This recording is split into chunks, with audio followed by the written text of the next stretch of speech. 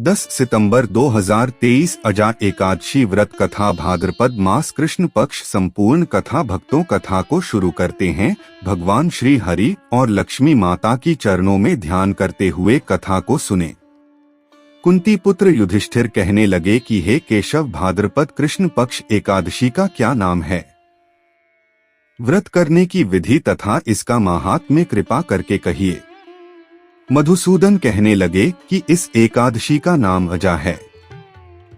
यह सब प्रकार के समस्त पापों का नाश करने वाली है। जो मनुष्य इस दिन भगवान ऋषिकेश की पूजा करता है उसको वैकुंठ की प्राप्ति अवश्य होती है। अब आप इसकी कथा सुनिए।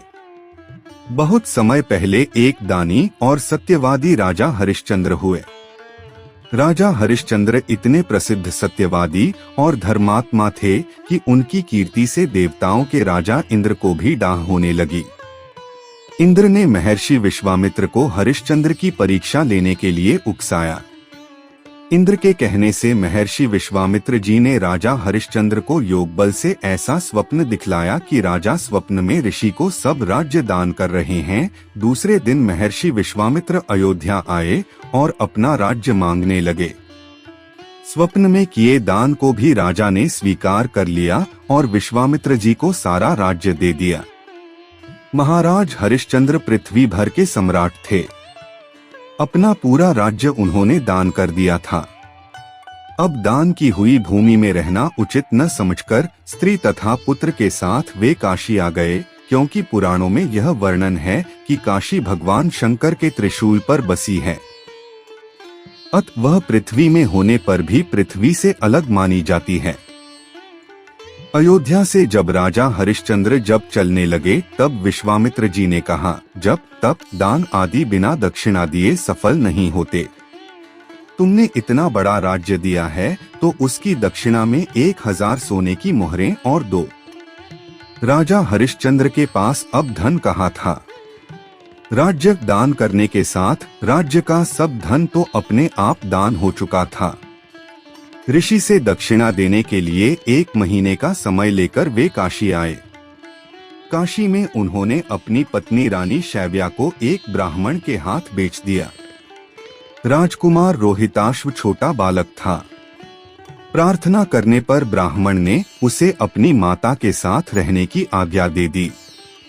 स्वयं अपने को राजा हरिश्चंद्र ने एक चांडाल के हाथ बेच दिया और इस प्रकार ऋषि विश्वामित्र को 1000 मोहरें दक्षिणा में दी। महारानी शैव्या अब ब्राह्मण के घर में दासी का काम करने लगी। चांडाल के सेवक होकर राजा हरिश्चंद्र श्मशान घाट की चौकीदारी करने लगे। वहां जो मुर्दे जलाने के लिए लाए जाते उनसे कर लेकर तब उन्हें जलाने देने का काम चांडाल ने उन्हें सौंपा था। एक दिन शमशान भूमि की तरफ गौतम ऋषि आ गए। राजा ने ऋषि को प्रणाम किया। गौतम ऋषि ने कहा कि किसी पूर्व जन्म के पाप के कारण आपकी यह दशा हुई है। यदि तुम भाद्रपद कृष्ण एकादशी का व्रत करो और अजा एकादशी व्रत कथा सुनो तो तुम्हारा इस हालत से उद्धार हो जाएगा। राजा ने ऋषि की बात मानकर अजा एकादशी का व्रत करने लगे। एक दिन राजकुमार रोहिताश्व ब्राह्मण की पूजा के लिए फूल चुन रहा था कि उसे सांप ने काट लिया। सांप का विष झटपट फैल गया और रोहिताश्व मरकर भूमि पर गिर पड़ा। उसकी माता महारानी शैव्या को न कोई धीरज बंधाने वाला था और न उनके पुत्र की देह श्मशान पहुंचाने वाला था। वह रोती बिलखती पुत्र की देह को हाथों पर उठाए अकेली रात के समय में श्मशान पहुंची।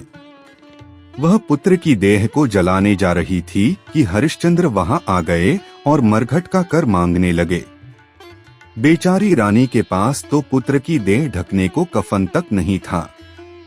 उन्होंने राजा को स्वर से पहचान लिया और गिड़गिड़ा कर कहने लगी, महाराज, यह तो आपका ही पुत्र है जो मरा पड़ा है। मेरे पास कर देने के लिए कुछ नहीं है। राजा हरिश्चंद्र को बड़ा दुहक हुआ, किंतु वे अपने धर्म पर स्थिर बने रहे। उन्होंने कहा, रानी, मैं यहाँ चांडाल का सेवक हूँ। मेरे स्वामी ने मुझे कह रखा है कि बिना कर दिए कोई यहाँ मुर्दा न जला पावे। मैं अपने धर्म को नहीं छोड़ सकता। तुम मुझे कुछ देकर पुत्र की देह जलाओ। रानी फूट फूट कर रोने लगी और बोली, मेरे पास तो यही एक साड़ी है जिसे मैं पहने हूँ, आप इसी में से आधा ले लें। जैसे ही रानी अपनी साड़ी फाड़ने चली, वैसे ही वहाँ भगवान नारायण, इंद्र, धर्मराज आदि देवता और महर्षि विश्वामित्र प्रकट हो गए। महर्षि विश्वामित्र ने बताया कि कुमार रोहित मरा नहीं है। यह सब तो ऋषि ने योग माया से दिखलाया था। राजा हरिश्चंद्र को खरीदने वाले चांडाल के रूप में साक्षात धर्मराज थे। सत्य साक्षात नारायण का स्वरूप है। अजा एकादशी व्रत के प्रभाव से तुम्हारे पाप नष्ट हो गए हैं। सत्य के प्रभाव से राजा हरिश्चंद्र महारानी शैव्या के साथ भगवान के धाम में चले गए। महर्षि विश्वामित्र ने राजकुमार रोहिताश्व को अयोध्या का राजा बना दिया। एकादशी व्रत कथा तभी पूर्ण होता है। तुलसी और शालिग्राम विवाह की कथा भी सुने। नारद पुराण के अनुसार एक समय दैत्यराज जलंधर के अत्याचारों से ऋषिमुनि, देवता और मनुष्य सभी बहुत परेशान थे। वह बड़ा ही पराक्रमी और वीर था। इसके पीछे उसकी पतिव्रता धर्म का पालन करने वाली पत्नी वृंदा के पुण्यों का फल था, जिससे वह पराजित नहीं होता था। उससे परेशान देवता भगवान विष्णु के पास गए और उसे हराने का उपाय पूछा। तब भगवान श्रीहरि ने वृंदा का पतिव्रता धर्म तोड़ने का उपाय सोचा। भगवान विष्णु ने जलंधर का रूप धारण कर वृंदा को स्पर्श कर दिया, जिसके कारण वृंदा का पतिव्रता धर्म भंग हो गया और जलंधर युद्ध में मारा गया। भगवान विष्णु से चले जाने तथा पति के वियोग से दुखी वृंदा ने श्रीहरि को श्राप दिया कि अब की पत्नी का भी छल से हरण होगा तथा आपको पत्नी वियोग सहना होगा।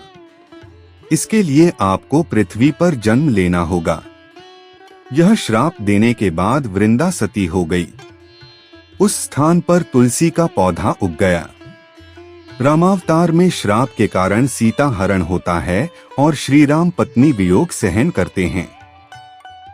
एक अन्य कथा में कहा गया है कि वृंदा ने भगवान विष्णु को निष्ठुर व्यवहार करने के कारण पत्थर होने का श्राप दिया था। उसके कारण ही शालिग्राम स्वरूप में भगवान विष्णु की पूजा होती है। वृंदा का पतिव्रता धर्म तोड़ने से भगवान विष्णु को बहुत ग्लानि हुई। तब उन्होंने वृंदा को आशीष दिया कि वह तुलसी स्वरूप में सदैव उनके साथ रहेगी। उन्होंने कहा कि कार्तिक शुक्ल एकादशी को जो भी शालिग्राम स्वरूप में उनका विवाह तुलसी से कराएगा, उसकी मनोकामना पूर्ण होगी।